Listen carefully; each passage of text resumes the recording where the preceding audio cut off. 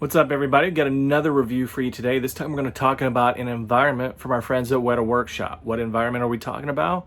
We're going to be talking about one of my favorite environments that's come out in recent years, Minas Morgul. We saw Minas Morgul announced last year at Comic-Con, when we got to have a Comic-Con. It is a beautiful piece. It's a companion piece to Minas Tirith. It has an edition size of 762, which obviously is very unique because you don't normally see pieces with edition sizes that end in a even number like that. Usually it's a 5 or a 0. So we'll talk about why that happened. There's a little Easter egg with this piece when I got to talk to a friend of mine at Weta Workshop, and he told me about it, and I'm very happy to be able to mention it. I've teased it to some of my friends at the Flame of Voodoo. I hope the little Easter egg has been worth it. Hopefully you guys won't be mad at me and think, oh God, I can't believe he stretched that one out. But it's a neat little Easter egg. It's got a neat little addition to it on how it lights up. I'll show you that. I can't show you it lit up. Is that the right word? I don't know. But because we'll be doing it outside, and obviously I don't have the ability. I might ask one of my friend collectors if they have a picture of it with the lights on, and maybe put that in the review, and you can see that at least from a pictorial aspect what it looks like. But I love this environment. I love environments in general. That's one of my favorite things to collect. The folks at Weta did an amazing job. Dave Tremont and Leonard Ellis did this piece, and as usual, they just knocked it out of the park when it comes to environments. They're so talented in being able to capture those, and having access to the bigatures and the different things obviously helps. But these guys are insanely talented when it comes to helping you be able to have a piece of those places in Middle Earth in your collection. So I'm happy to talk about it. I'm excited to talk about it. We've got it set up outside. All right, so we got Minas Morgul out here. Got it set up and ready to go.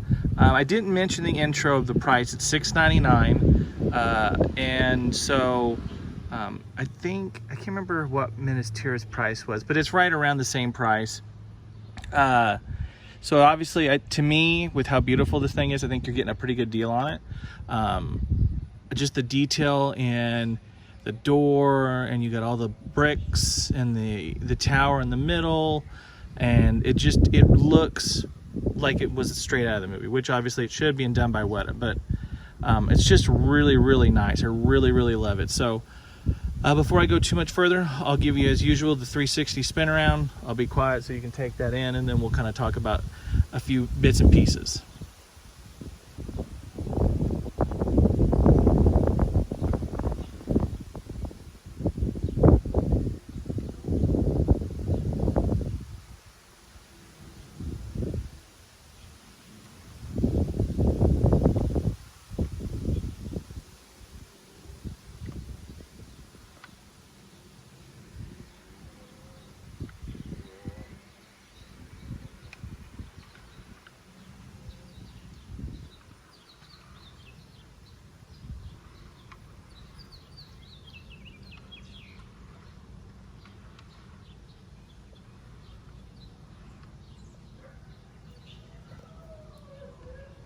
Okay, so as you can see, it's a pretty big footprint. Much like Minas Tirith, Rivendell, all those pieces that we've seen over the last few years, it's got a pretty big footprint. So it's going to take up some space wherever you're going to display it at. You saw when I showed you in my collection update, right now it's on the floor because I just don't have a good space to put it. And the same with Minas Tirith. I want to be able to put them together, and I got to find a good spot to put them. But if you can find it, I would get it. Like, it's a 762 piece edition size. It's sold out through Weta, but secondary market, I'm sure you can find it, eBay, that kind of stuff. So I would definitely get it if you can. Like I said, it's got some really neat stuff. Let's start talking about some of those things. To show the water, as you can see, they did a gloss on the paint and everything here. It's really cool. Gives the water impression. I think it's really nicely done. And I don't know if my still photos will come out of this, but maybe I can get you a good picture here on video. You got the two statues here at the front of the bridge, and if I remember correctly, they're supposed to be Balrogs. So I always like that because I'm a big fan of the Balrog.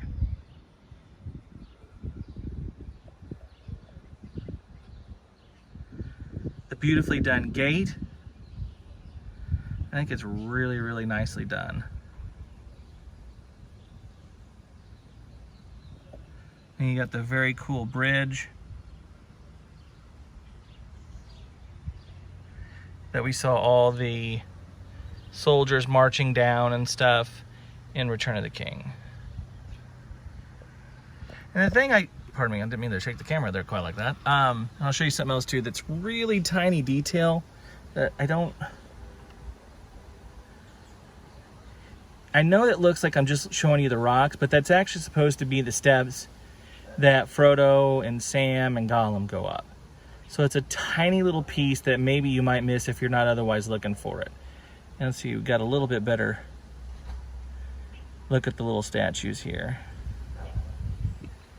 And then just some of the little intricate details here on the bricks. And you can even see a piece of the painter's brush that is still stuck on the statue that I apparently missed. And my neighbor weed eating. But Dave and Leonard did a really, really excellent job in just capturing how creepy this thing was and how beautiful it was at the same time. The paint that they used on it was really, really cool. I mean, because it gives the green, it gives the impression that even without the light on, that there's a green glow to it. For people like myself who might not be in a spot where we can show that it's, you know, plugged in and the green light effect.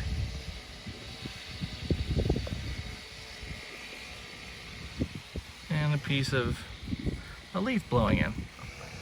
This is what happens when you do reviews outside. And I'll show you this. And this is where it plugs in at, and the switch.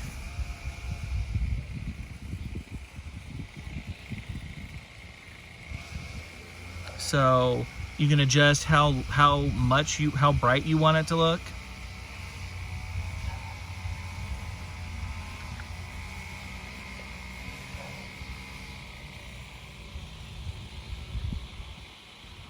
So before I had to edit out me almost dropping the phone here, I was talking about the rock, and you do get quite a bit of the rock, you know, base here in the back as far as the mountain and stuff, and then obviously plenty on the sides and everything. So, and it's done really well. I mean, it looks like rock. It's got a great texture to it. So, really great job by them being able to capture that as well.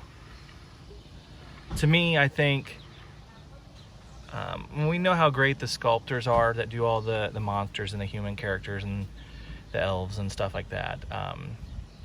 But hopefully these environments show just how good guys like Dave and Leonard are, because I think they deserve the same kind of credit. They're absolutely fantastic at what they do, and they're really great people to talk to and meet, and so great with all the questions from people like me. So hopefully people will see these and realize just how wonderfully talented those guys are too.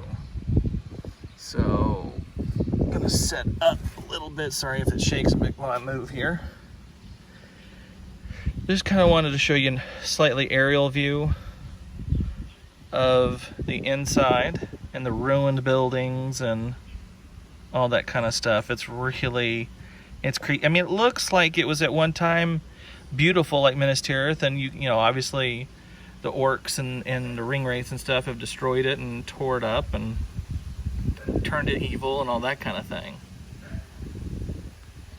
I also wanted to talk about the tower. The tower is a different material than the polystone of the rest of the the rest of the environment. It also comes out, and you can see inside the electrical bits. It's got a magnet, so that way when you put it back in, it stays there. Sorry if that was kind of rocky.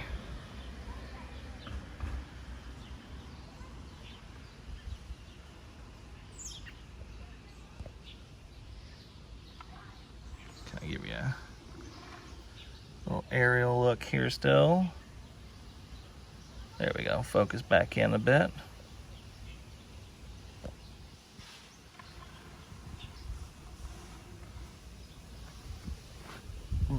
Again, gonna apologize for kind of rocking a little bit while I move back down here. All right. So I guess I've taken this long enough to talk about what I think is the little Easter egg. So we have the tip of the tower here. And there's nine of these little spikes that stick out. And the reason there are 9 of these spikes is there are 9 ringwraiths. And there are 9 fell beasts. Now, we don't see them doing that, but this is where if they were, and you can now hear my dogs barking on the inside of the house, if we were to see all 9 ringwraiths in fell beast land, each one of them has their own little perch. And I didn't know that until last year, talking with Leonard about it at Comic-Con. And so I think that that's kind of a neat little deal. Now, you will also notice there's 2, 4, 6, 8 doors. So obviously, one ringwraith in fell beast is sharing with another ringwraith in fell beast. So that is my little Easter egg. I realize I may have stretched it out for some of you that I've been saying I was going to mention this since I found out about it last year at Comic-Con, but I think it's a neat little deal. So hopefully you enjoyed that little Easter egg as far as this environment here.